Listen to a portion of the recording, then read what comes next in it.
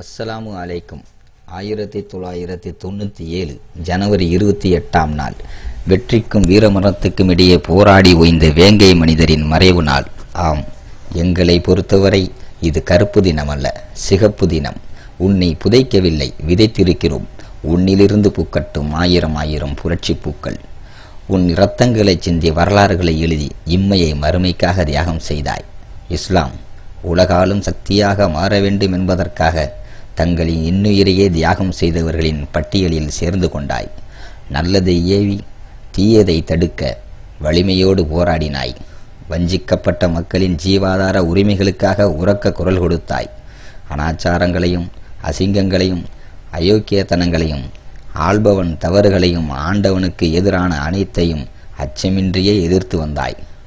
வரலாற்று குருடர்கள் முட்டிய வன்முறை தீயில் ஜனநாயகம் இங்கு சாம்பலான போது உனது எழுச்சி உரையால் நமது இனத்தையே தட்டி எழுப்பிய தன்மான சிங்கமே, சிம்மாசனங்கள் உன்னை சிறைப்படுத்திய போதும் சிராத்துன் முஸ்தகீனை சிறந்தது என்றாய். ஆம், உண்மை என்றுணர்ந்து என்றும் உனது உணர்வுகளோடு நாம்.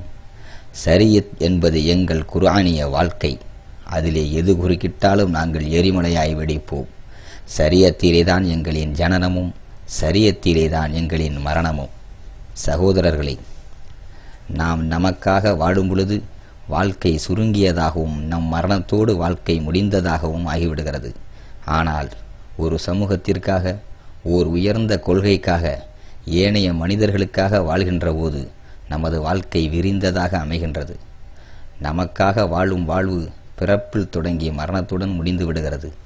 ஆனால் கொள்கைக்காக வாழ்தல் என்பது பிறப்புடன் தொடங்கி மரணத்தையும் தாண்டி மறுமை வரை நீளுகிறது.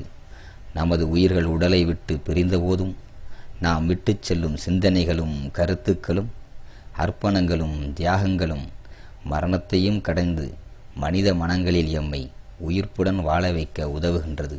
இதோ மரணத்தை நேசிப்போம், சுகதாக்களை வாசிப்போம்.